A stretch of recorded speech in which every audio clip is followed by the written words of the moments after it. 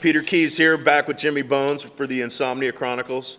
Man, let's talk about some of your influences. You know, like what you listen to and what you aspire to as a piano player. What are a few names? Yeah, and I've found myself lately digging in very deep because I feel like I'm trying to play catch up as far as playing and really exploring not so much technique but different people's feels and everything. Who I really hold in high regard is Otis Spann, who's, I think, any piano player who digs deep into blues,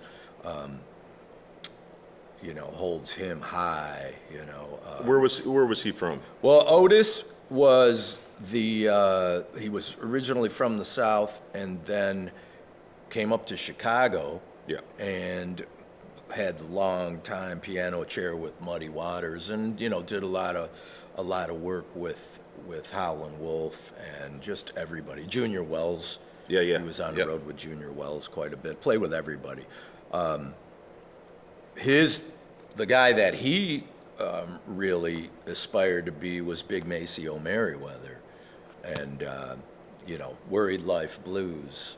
And Big Maceo was, he recorded in Detroit. He recorded Worried Life Blues on Fortune Records, a version of that later on. And now, what would you call that? Stride, or would you call that blues, or what? No, I would call that more barrel house. Barrel house. Yeah, that would be more in the barrel house.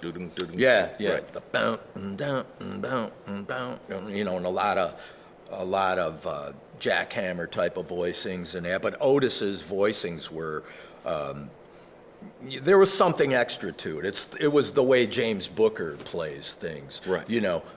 James Booker would play a piano player would play like this, but James Booker would throw all these little ghost notes in between all these other notes. Play more like a drummer, really. Yeah, man. Yeah.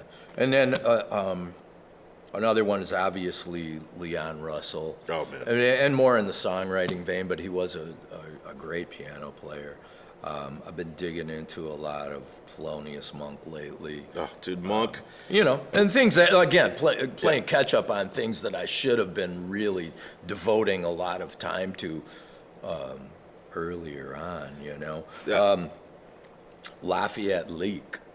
Another great blues piano player. Somebody take notes, because I need to go study all this stuff when we're done here. Leroy Carr, how long, but I mean, his piano playing was almost, I don't want to say clunky, but it had a real plodding elegance to it, Right. But I mean, we're talking, this is deep 20s, 30s stuff. Well, there's the thing, when you're accompanying yourself as a pianist, there's certain things that you can't play while you're trying to sing. I've noticed that. It's like, there are phrases that I want to do, but if I'm singing, a melody line that's pretty straight, it takes some work. Getting in and out of that, I mean, your brain will only let you do so much stuff. Right. So when you say this thing right here. When you say catching up, I totally get that, because as a player myself, I feel like I suck. I'm like, I can't do everything that I want to do, and I think that's what I love about music, is that you reach certain levels, and then the next level is like exponentially higher, and like, how am I ever going to get to there? And by the time you get there, you don't realize that you're there. Yeah. And then when you do realize, then you look up again, it's like, shit, it's even more work to get to that point. But go there. Oh, absolutely. And that's the other thing with Ray Charles too. Right. Another huge influence with me, writing, singing, and playing. Yeah. And like just like what you are talking about, he was a master at holding that rhythm down and being able to sing in between all that, and he couldn't see. That's what's. I wonder if that was a amazing, benefit. I always wonder about some of man. The blind piano players just sit down and know where everything is, because the feel is there. It heightens your other senses. I mean, Ray Charles, he really wanted. One of his biggest influences that I've been listening to a lot lately is Charles Brown. Right. Yeah. Great piano player. So I've been digging into a lot of that. Man, I watched this video series of Dr. John, and it was a shot from above the piano, just his hands. Yeah. Check it out on YouTube. I've seen it. Holy I've crap. seen it, I mean, man. his reach, like pinky to thumb, is easily an octave and a half. Yeah. So right. he's voicing stuff that, like, I can't do. Like, I can't reach You have to this figure stuff. out Yeah. a different way to voice it and try Right. and find those. But he same does it notes. effortlessly. I'm like, man, I hate you. You're so good. Yeah. But that's, It's like that 13 thing that you're playing the thirds and yeah. and yeah. yeah, the six. But he's doing what I have to put these fingers Right. together because I don't, Right. I wasn't blessed. He's with, doing it like with these two fingers, and then his thumb's doing some yeah, other his shit fingers up like there. as long as my forearm. Yeah. Well, it's a never-ending pursuit. How about you, man? Dude, my influences, everybody from like Nicky Hopkins, early Stones. Oh, God, yeah. Yeah. George Duke with the stuff that he did with Frank Zappa, like Yeah. amazing. Herbie Hancock, Billy Powell, of course. Yeah. Billy Preston, the stuff that he did with the Billy Beatles. Preston, Thelonious Monk. When I first heard Monk, I was blown away just by his rhythmic, ideas, the way that he played stuff over the bar line and things didn't land on one, his voicings and his melody, all of that stuff just. Dissonant harmonies. Oh, yeah. Things that today you might get yelled at for doing in the studio. Like, Absolutely. what are you yelled at. doing, man? Yeah. What he could do with 3 notes, right? Just he'd pick those 3 notes that would set up a And whole lean scape. on it. And lean on it. Yeah, and it just like really would set you off balance and Yeah. create that tension so that when he got back to the one, that final release was like, oh, and he was probably autistic, he didn't, Yes. Yeah. he wasn't very socially acceptable. I think he knocked out one of his trumpet players live in the middle of a gig, like stepped out from behind the piano and he didn't play it right and he just knocked him out. I love that. I mean, that's occupational hazards. That's rock stars.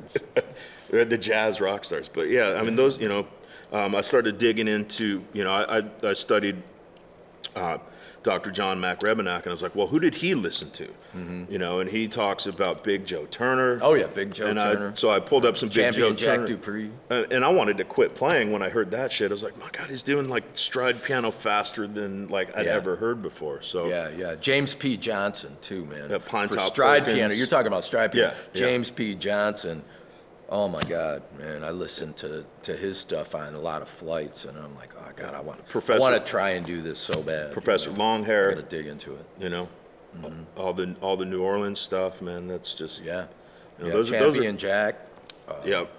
And then what about Art Tatum, man? Oh gosh, yeah. I mean, how many hands did he have? It's like 5 or something. I think some of those tracks were cut with doubles, man. Who else? I mean, some of my influences were crazy too, like Jan Hammer and like a lot of the synth stuff. So, I kind of came up in the fusion world. Right. I totally boycotted the whole '80s hair band thing. Well, because I'm a keyboard player. I mean, how bad is it to be a keyboard player in the '80s? Did you see the hair that they had going on, man? I was in, and I'm still in that place too. I was way more in the punk rock stuff, Right. than I ever was. And there's no piano in there's punk rock. And there's some great. All of that music is so great. The '80s metal stuff. Those guys were such sick players and still sick players. Right. But I didn't identify with it as much as I did with the punk rock stuff and the Ramones and Generation X and Yeah. the Pretenders and the Clash. Clash. Yeah. Oh I got into like the Talking Heads and Blondie and like Yeah. Bad Brains and all of that. Somebody asked me what was Jimmy Bones and the Grave Robbers like. I guess it was a cross between John Lee Hooker and Social Distortion and X. Yeah. That kind of vibe. Okay, so if you had to put together your dream band today for you, what would that look like? What does Jimmy Bones' dream band sound like? As far as going to Like see fantasy them, football? No, fantasy football for you putting your band together. my band together, Yeah. of which I'm performing. Right. Oh shoot, man! Charlie Watts on drums. Definitely Charlie Watts on drums. And none of these people would have me anyways. They'd be like, No. They'd be like, This is going to happen. Mark my words. Charlie Watts on drums, definitely. Paul McCartney on bass. You know. And this can be people that are gone, right? No, that opens it up. They That's have too to wide. be. Okay. Yeah. They're up to. All right. On guitar, definitely Keith Richards on guitar. I'm just gonna want. So you want to? I just want the Rolling. Yeah, you just want to play with the backing Rolling me Stones. up, Okay. you know? Cool. Nice. Okay, so And Rod Stewart on vocals. so the Stones and the Faces. No, wait a minute. Yeah, that or Paul Rogers on vocals. We could actually make this happen between who we know. Yes. Oh yeah, definitely. Yeah, definitely. The benefits. I've got this theory. It's called the cockroach theory. See, I've got this roach on my arm, and basically the whole tenet behind the theory is if you just out-survive everybody, Right. you're successful by default. There you go, man. So basically, don't die, don't quit, don't be a dick, and you will be successful in Right. whatever field you're in. You know. Well, it seems like and tragically, anytime anybody passes, of note, really huge note, I always see this meme on the internet, and it's Keith Richards holding up a paper and it says, "Look who I out-survived this week." Dig it. He's my mascot for the cockroach theory. I got to play with Keith, man. Well, I haven't finished my band either yet. So, let's see. We've got. Let's see. Well, I got it.